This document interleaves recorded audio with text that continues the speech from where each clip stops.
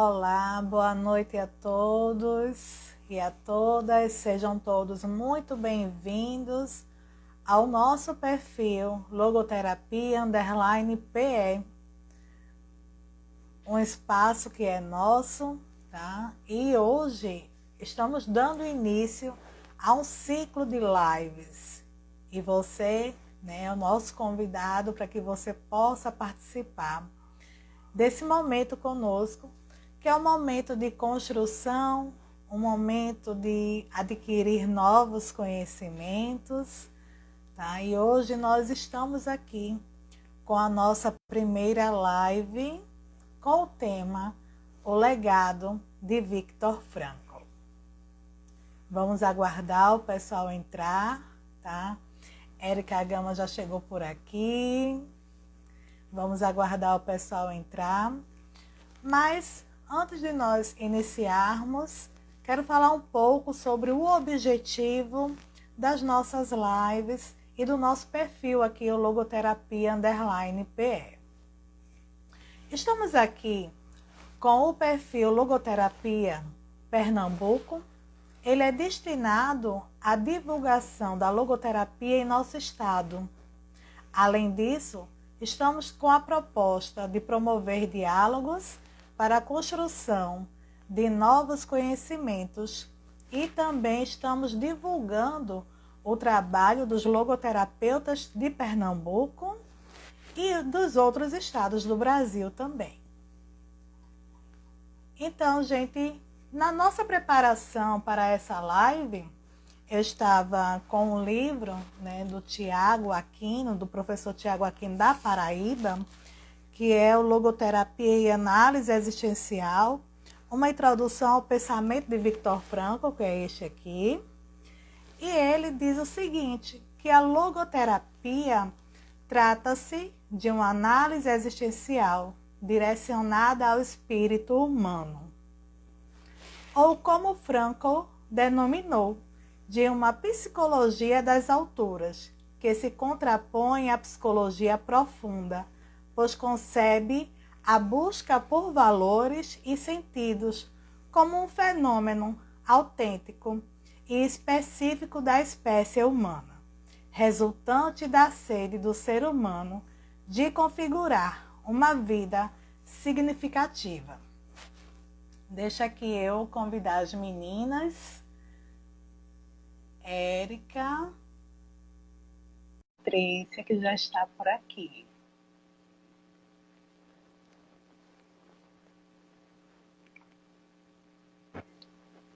Érica, oi Érica. Olá, boa noite, está me ouvindo? Boa noite. Sim, Érica, tudo bem? Tudo Boa bem? Oi, noite, Patrícia, boa noite. me ouvindo bem? Tudo certinho? Sim, muito obrigada por ter aceito esse convite, tá? É uma honra para mim estar com vocês, que também veio acompanhando, tá? E sou fã. Olha, Obrigada. eu escrevi um texto especialmente para essa noite nossa, tá? Pensando, né, na nossa live, pensando na logoterapia, pensando em vocês também, e eu gostaria de ler. A vida é o seu próprio monumento. Uma vida dedicada à família, aquela criança nascida em Viena fez da vida o seu próprio monumento. Ainda jovem, questionava-se qual o sentido da vida. E este mesmo jovem que trocou cartas com Freud fez da vida o seu próprio monumento. Durante o Holocausto, conheceu a dor nua e crua ao passar por 4 campos de concentração. E a partir dessa experiência, fez da vida o seu próprio monumento. Dor, culpa e morte transformaram-se em tese do otimismo trágico, autotranscendendo a si mesmo, a partir dos valores de experiências, criativos e atitudinais. Este homem humano fez da vida o seu próprio monumento. A experiência de ser humano foi regada a partir da sua autovalorização. Quando sua luz brilhou, Viktor Emil Frankl, que sempre acreditou que a vida sempre valeria a pena, deixou um legado, sendo o próprio monumento da sua existência. Que lindo, Érica. Valor de criação, Obrigada. né? Sim. Gosto de escrever poesias, poemas, eu amo. É porque eu tenho 2 cursos, sabe, Érica? Eu tenho o curso de letras e o curso de psicologia. Eu agrego as 2 linhas. Legal. Ótimo, né? Obrigada. Depois eu mando para vocês. Eu gostaria de agradecer pelo convite, Érica, por estar aqui hoje.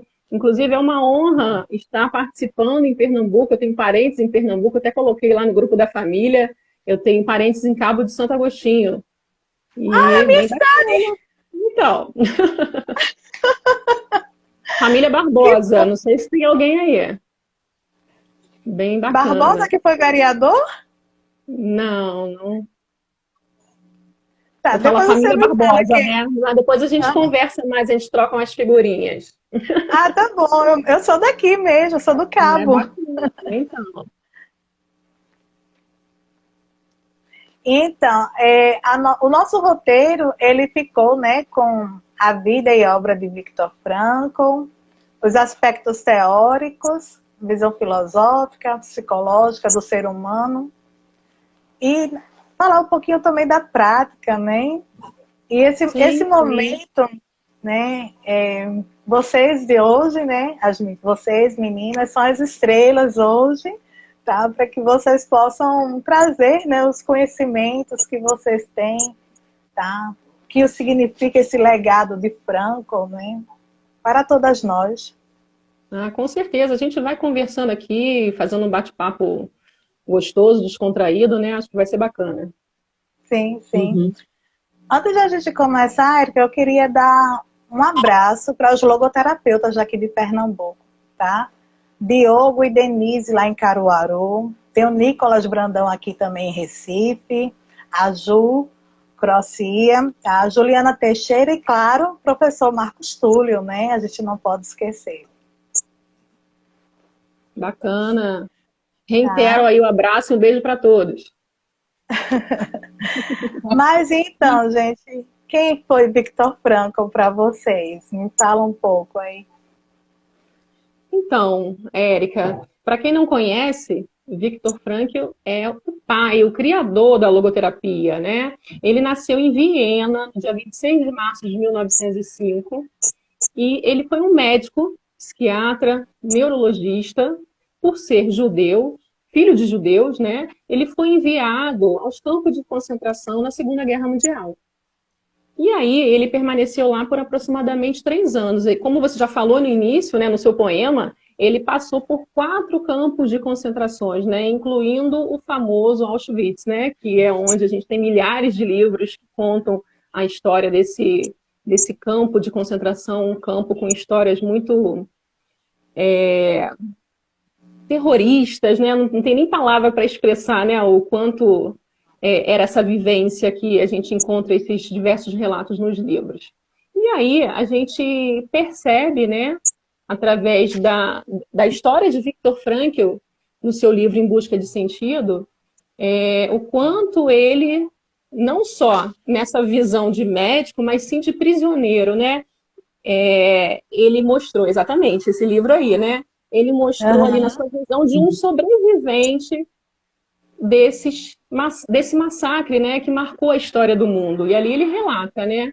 Ele sobreviveu a essa experiência e viveu ela de uma forma intensa, né? A gente consegue sentir isso intensamente quando lê esse livro, né? Não sei se o pessoal que está participando aqui da live depois vai escrevendo aí, se já leu o livro, né? Bacana que a gente pode ir trocando aí algumas ideias.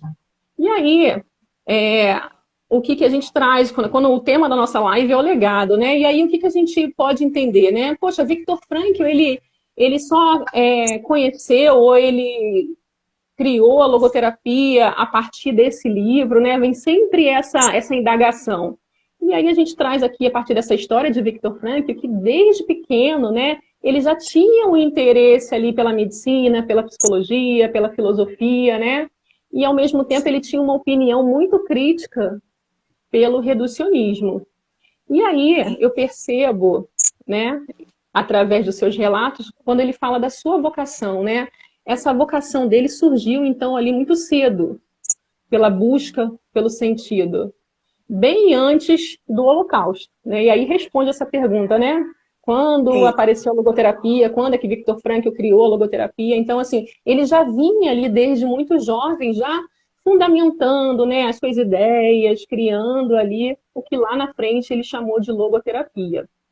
E algo bem bacana que eu queria trazer para vocês aqui, que eu estava até lendo esses dias, né, que eu e a Patrícia, a gente faz parte de um grupo de estudo que a gente fechou agora, né, Patrícia, do livro A Vontade de Sentido. Eu já fiz parte do grupo de vocês. Eu vou retornar. Você fez do Em Busca, né? Aí esse Foi. semestre agora a gente fez sobre a vontade de sentido. A gente finalizou na semana passada. E aí foi justamente essa passagem que eu tinha lido há pouco tempo que eu quis trazer aqui para vocês, quando ele fala justamente sobre esse livro, bem bacana.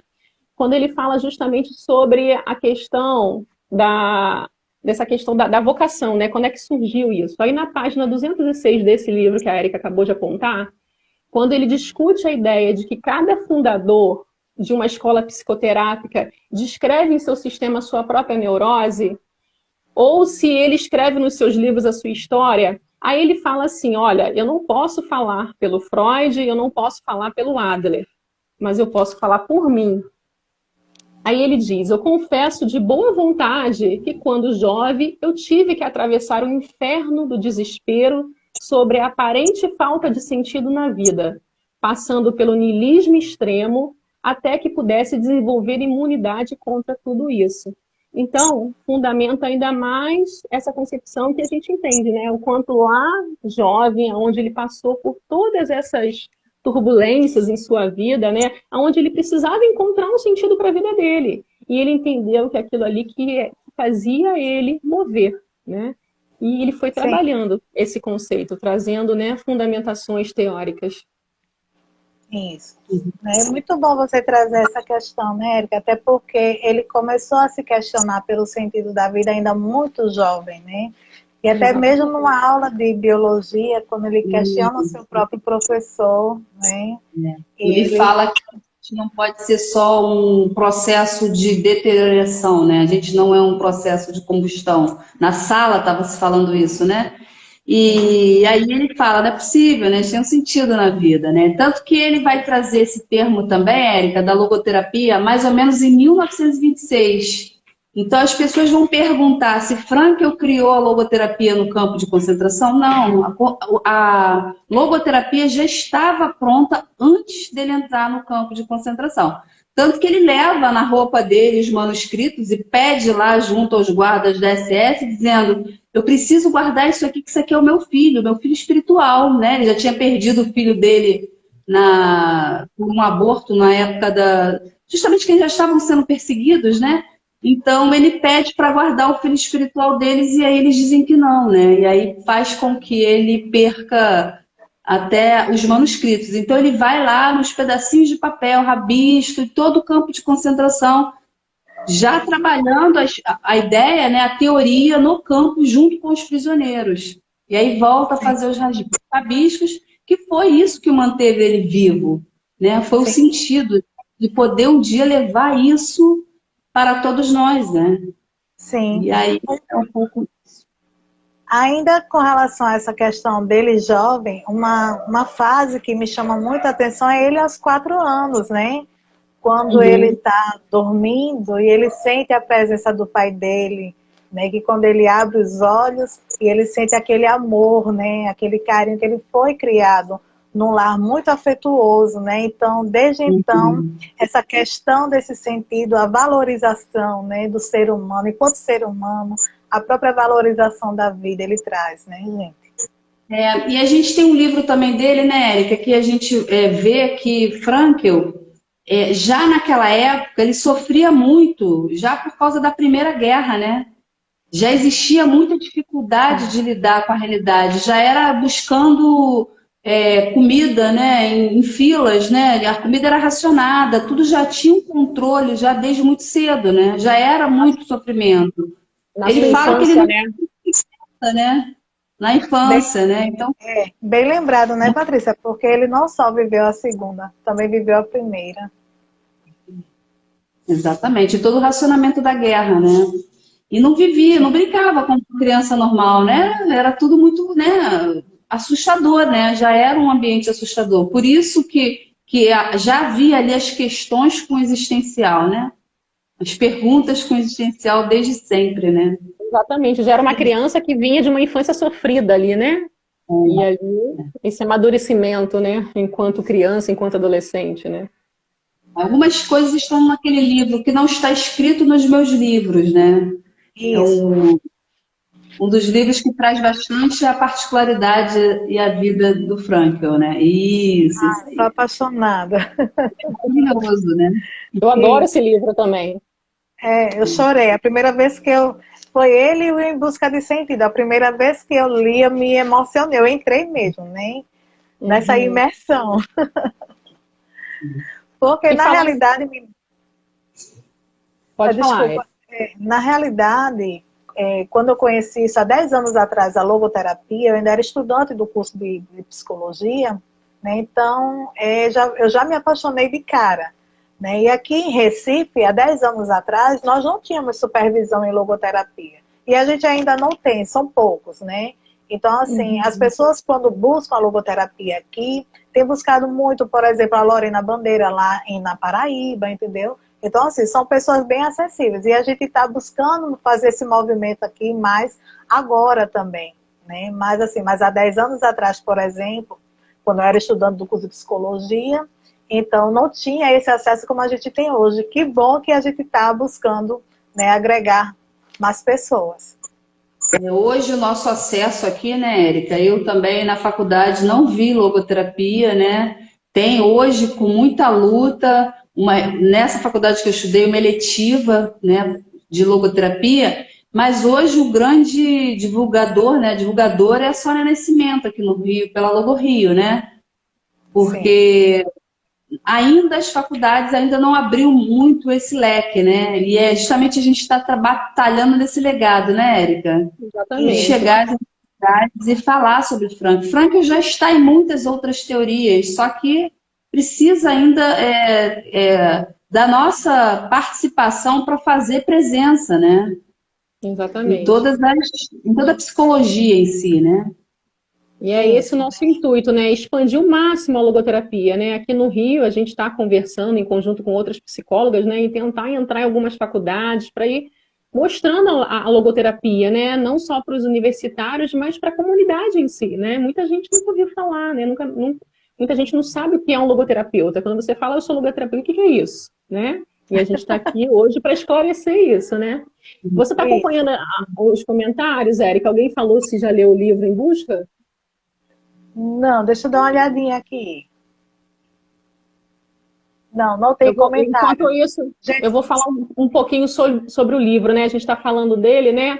No livro Em uhum, Busca de Sentido, o Frankl, né, ali como, não só como médico, como eu falei no início, né, um médico, um neurologista, psiquiatra, enfim, e como um psicólogo de coração, porque naquela época não existia psicologia, mas ele era considerado um grande psicólogo, né?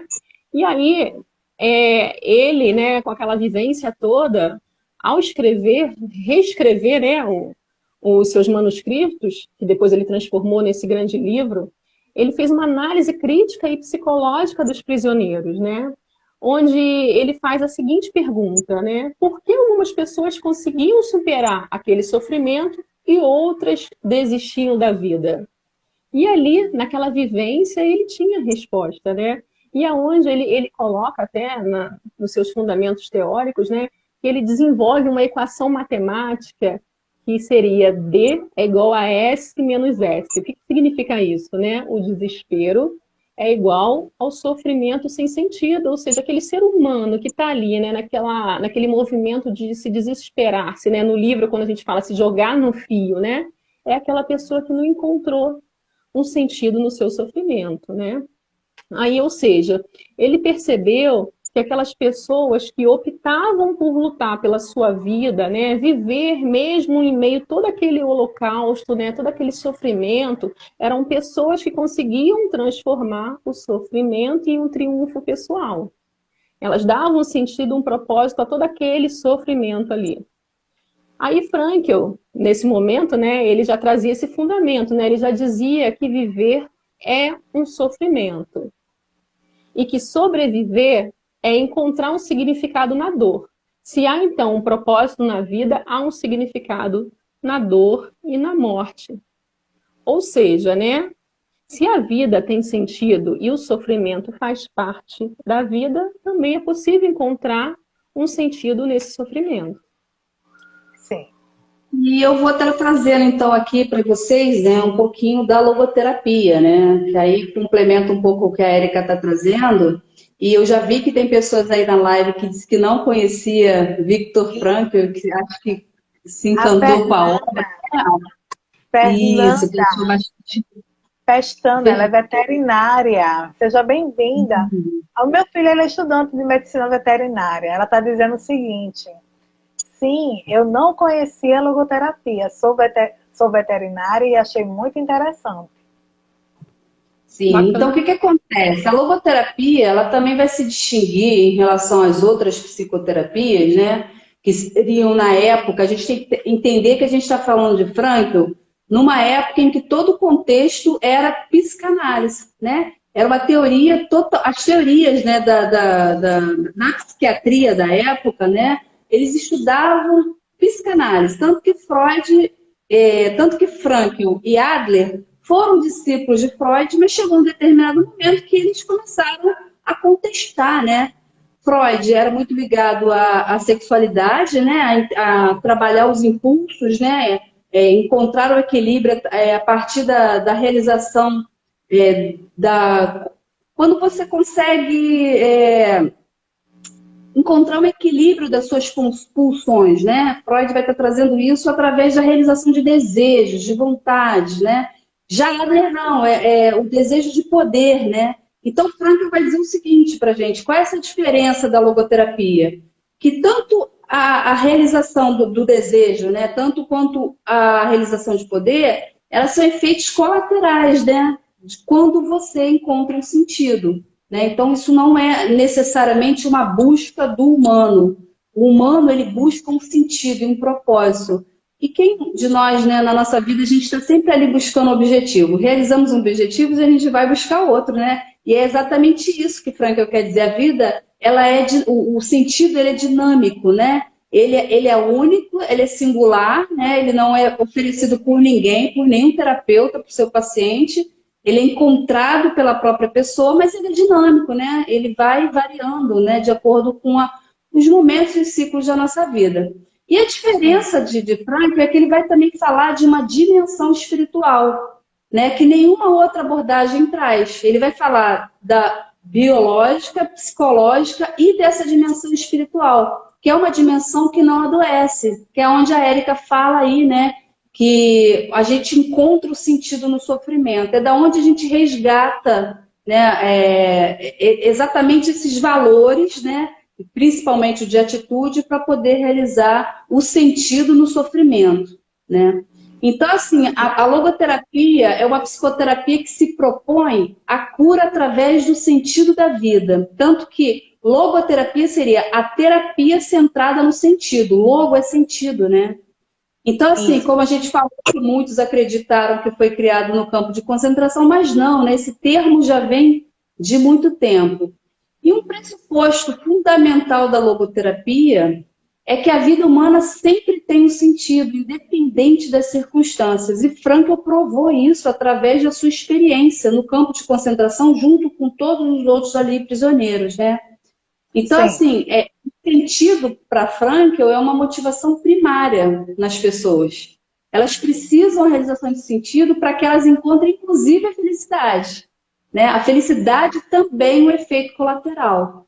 Né? Então, assim, uma vez que as pessoas vão encontrando sentido, querem realizar, ela também oferece para si uma perspectiva de futuro. E foi exatamente isso que Frankl viu no campo de concentração. Sobreviveu as pessoas que tinham essa perspectiva de futuro, né? Sim. E porque isso no campo de concentração era um apoio que a pessoa tinha, né? Interior, né? De que Frankl, inclusive, num determinado momento em que ele está trabalhando numas escavações, com o pé, né? Que ele já andava com o sapato furado, né? Era Sim. usado, desgastado, inclusive com o pé no gelo, né? Ele criava, né, um conceito que ele traz que é a autotranscendência, que é acreditar que um dia ele estaria num auditório quentinho, falando para todas as pessoas sobre tudo que ele vivenciou, o legado da logoterapia, né? Então ele criava essa autotranscendência, ele se transportava para esse futuro, para esse propósito, para esse sentido. Era justamente essas expectativas que faziam com que Frankl não desistisse, né? E ele gosta muito de uma palavra nos livros que ele fala, não sucumbir, né? Então, realmente não morrer ali, né, diante daquilo tudo, né? E aí ele traz aqui no livro Em Busca de Sentido, na página 98, ele vai falar o seguinte: quem já não consegue acreditar no futuro, no seu futuro, está perdido no campo de concentração, juntamente com a esperança no futuro. Essa pessoa perde o apoio espiritual e deixa-se cair interiormente e decai física e psiquicamente. E a gente trazendo, né?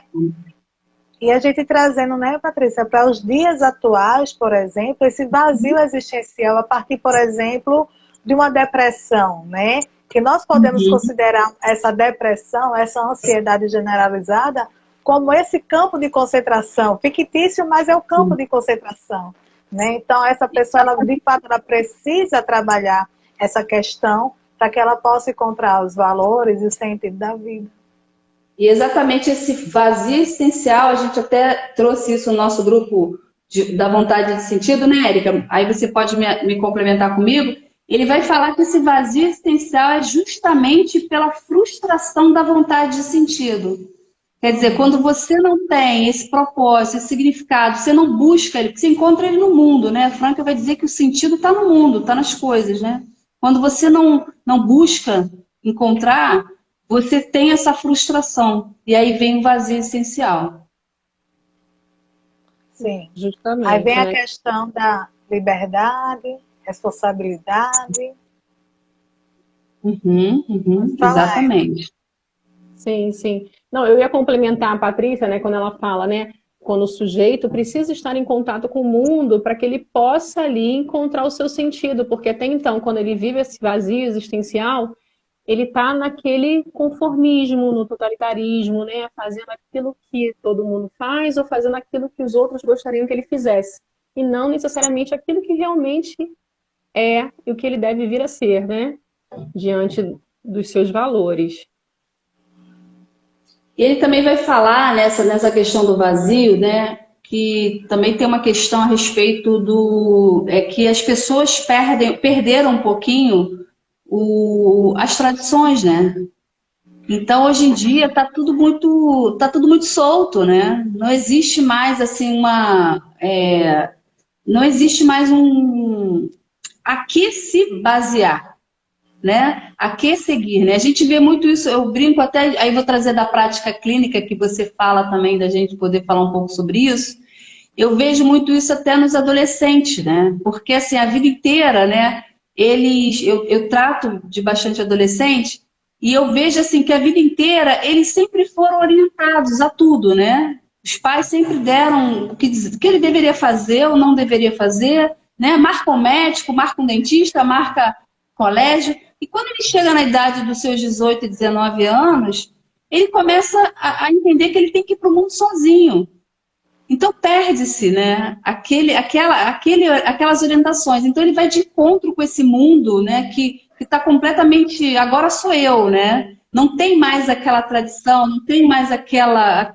E aí ele se depara com vazio essencial. Eu vejo muito jovem com depressão. Né? A taxa de suicídio entre 14 e 27 anos é a maior de suicídio.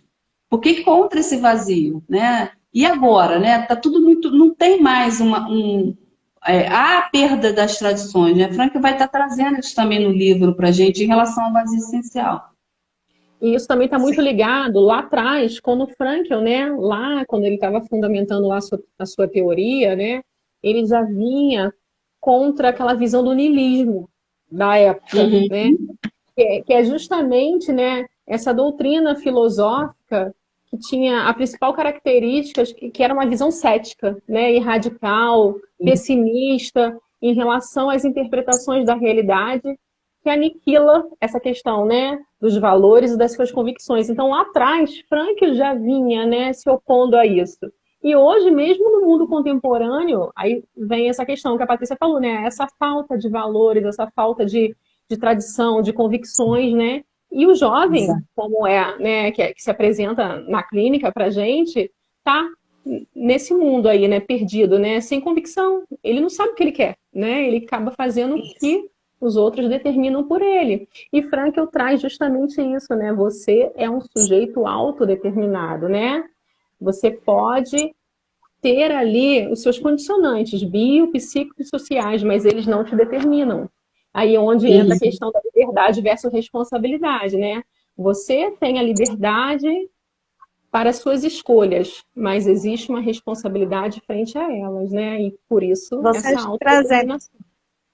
Sim. essa questão, né, do jovem, do adolescente, eu tenho visto muito na escola também, entende? Sim. Porque atualmente eu venho também na prática da psicologia escolar, né? Ter sido um campo de Uhum. área assim, novo para mim, mas a gente vem agregando a logoterapia, né, a logoeducação ali, para que a gente possa trabalhar com aqueles jovens ali. A gente vê essa questão do vazio existencial ali muito frequente, sabe? Principalmente nessa questão da própria falta de valorização diante do outro, diante a Sim. falta da empatia, até mesmo com práticas de bullying. Sim, sim. Ele vai exatamente dizer isso, né? Que a tradição diminuiu o seu poder de influenciar o comportamento individual. E assim o homem deixa de contar, né, com aquele que lhe orientava o que deveria fazer, né? Então isso também essa transição da adolescência acontece muito isso com a família, né? Os pais, né? Eu falo muito, vamos criar para autonomia, né? Para serem independentes, né? Porque eles Sim, precisam vir ter, né? Como Franca vai dizer também, para poder estar contribuindo, né? Com esse sim, vazio nessa faixa etária, né? E até verdade. para que os nossos jovens, né, possam entender que a vida é feita de sofrimento, né? Hoje os nossos Sim, jovens são muito poupados, né? E quando chega o sim. sofrimento ali para ele não suporta, né? E Isso. essa Franca vai visão, falar nisso numa pesquisa, né? É Ele sim, vai falar verdade. disso numa pesquisa. Franca fala disso numa pesquisa. Você está falando agora aí. exatamente, né? E aí é isso, né? O quanto que ele precisa entender que o sofrimento faz parte da vida e que ele precisa encontrar sentido ali, né? Vamos seguir em frente, né? Não é recuar, né? E hoje os nossos jovens têm essa característica, né? Ele recua, né? Ele se isola. E aí não só Uhum. na prática clínica a gente tem esse atendimento de jovens, mas também os pais, né? Que nos procuram, né? Nesse desespero, né? Não sabendo o que fazer, como lidar com seus filhos. E a logoterapia, Também vejo ela é muito muito na escola importante também. na escola, né? Esse Isso, contexto, né? Dos pais, né? Você sim, deve sim. escutar muito, né, Érica? Sim. E o ano passado, vocês se recordam que eu estava trabalhando também a partir da psicologia hospitalar, lembram? Que eu estava com Sim, um Sim, pessoal que fazia hemodiálise, né? Então, sim. foram 6 meses fantásticos, né? De uma experiência fantástica. E a gente via também essa questão, né, desse vazio existencial ali, sabe? A partir daquele ponto onde imobilizava as pessoas, né? A doença em si, entende? Aí eu me recordei Sim. dessa frase que eu tô com ela aqui na minha frente, que é: a única coisa que você não pode tirar de mim é a forma, né? Como escolho responder. O que você faz com uma das liberdades é escolher a atitude em qualquer circunstância. Uhum. É Exatamente. justamente essa escolha pessoal, né? Diante de um conjunto de circunstâncias, né? Que você tem a enfrentar. E aí você pode decidir ali o seu próprio caminho, né? Mas, novamente, voltando a essa questão da autodeterminação, né? Sim, E é verdade. isso Isso é que muito Franca bacana. dizia para a gente, né? Que para a gente lidar com esse vazio, né? Porque assim, eu vejo muito isso na clínica. Não existe uma fórmula mágica, né? Esse vazio está aí diante de todos os contextos sociais, culturais que a gente vive, né? Quanta dificuldade que é difícil, não é fácil, né? Violência, né? Frustrações nas relações, como você falou, a falta de empatia, preconceito, é tanta coisa na sociedade que é natural que às vezes a gente, né, tenha esse movimento mais de vazio, né, de falta de perspectiva, né? E aí Frankl vai dizer que a gente, mesmo no sofrimento, todas essas dificuldades, viver vale a pena, né? A partir do momento em que a gente encontre um sentido em tudo que a gente vive, né? E isso às vezes está no nosso cotidiano, nas coisas simples, né? E a gente às vezes, e ele vai sugerir isso, né? Através dos valores vivenciais, através da contemplação, né? Dessas experiências nas relações também, né? Então ele é exatamente isso, é encontrar o sentido em qualquer circunstância. Isso vai fazer com que a gente consiga lidar com esses vazios, né? Com esses momentos de falta de perspectiva diante dessa cultura, da realidade violenta, né? E tantas outras coisas, né? Então, o legado de Frankl, ele é muito importante para ainda para nossa... Ele falava de vazio existencial lá em 1900, né? Em 1940, 1930, e a gente vê isso em 2022 tão presente, né? Então, isso também está na nossa realidade. É algo que a gente A carrega até hoje. logoterapia tão atual, né? Sempre tão atual, né? Exatamente. Eu queria que a gente falasse sobre aquela questão que ele fala, né?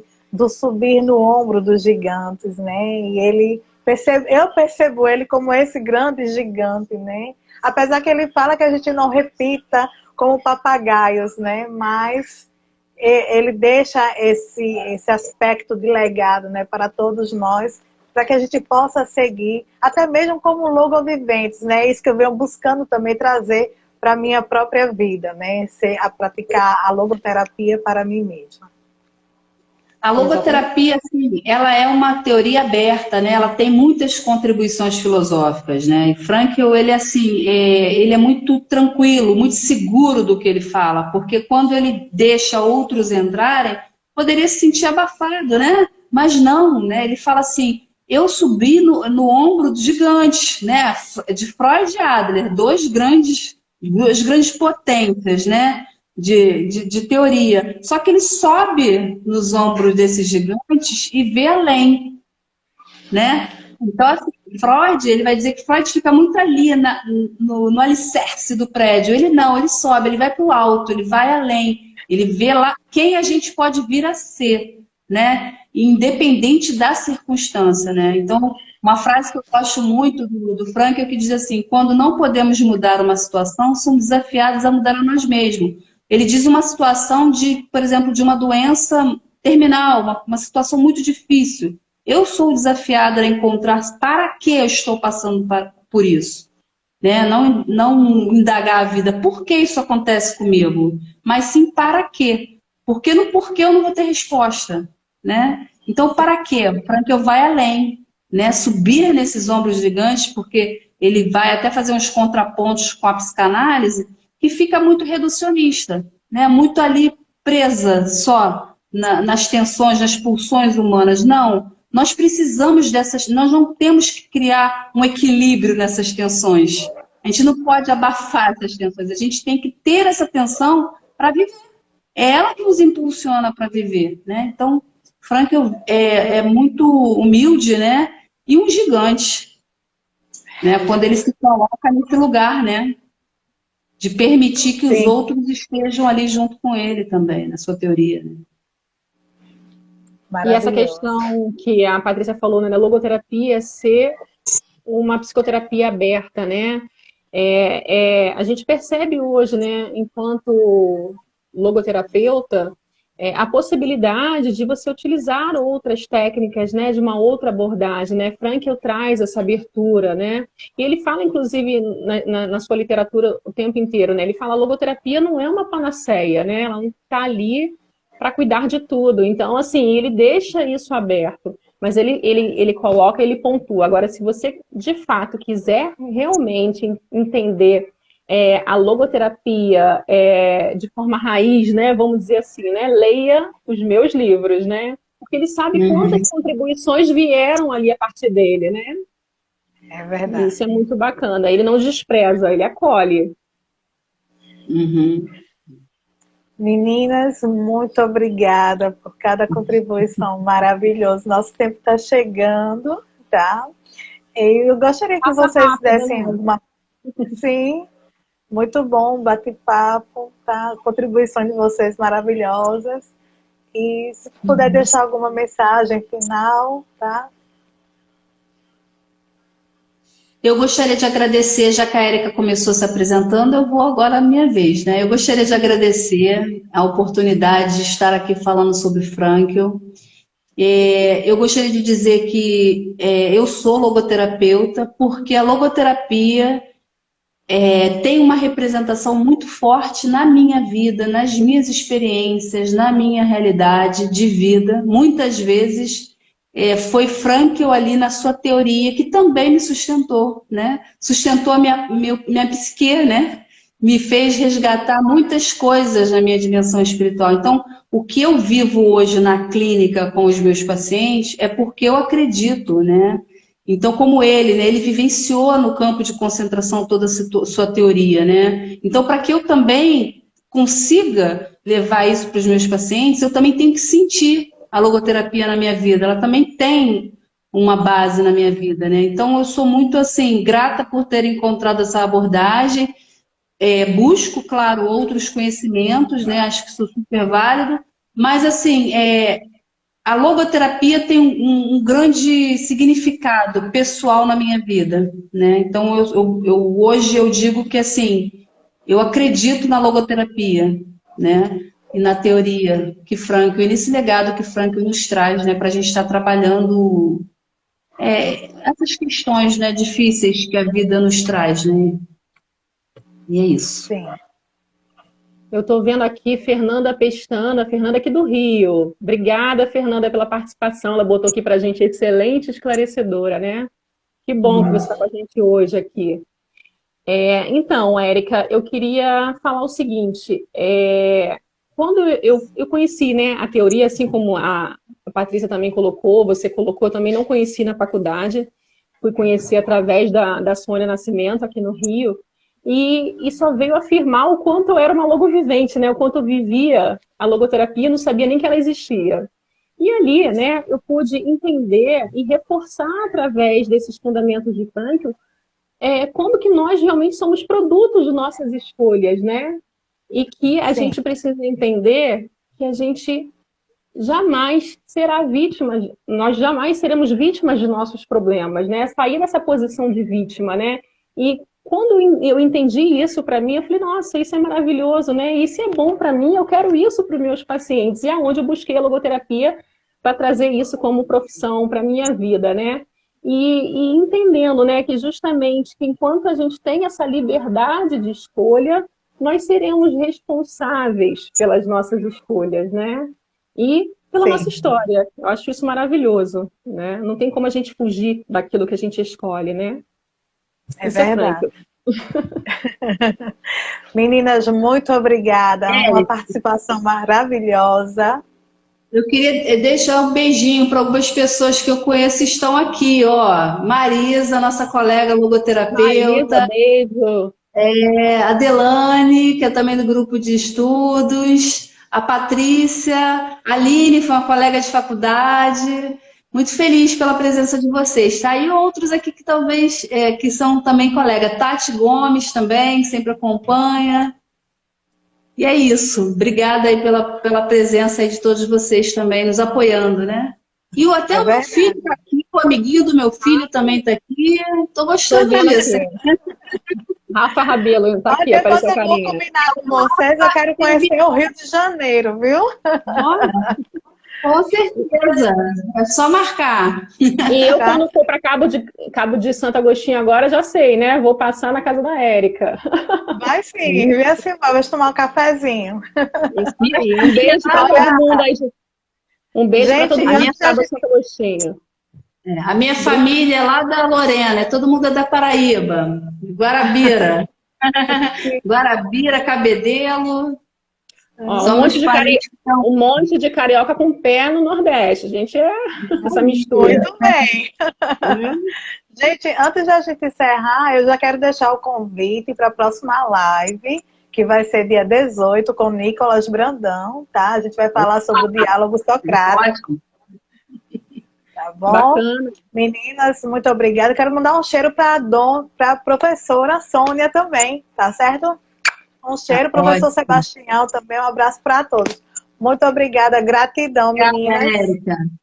Um beijo para vocês todos. Beijo, tchau, tchau. Um cheiro pernambucano, viu? Adorei o cheiro. Tchau, meus amores. Obrigada. Tchau, tchau. Tchau.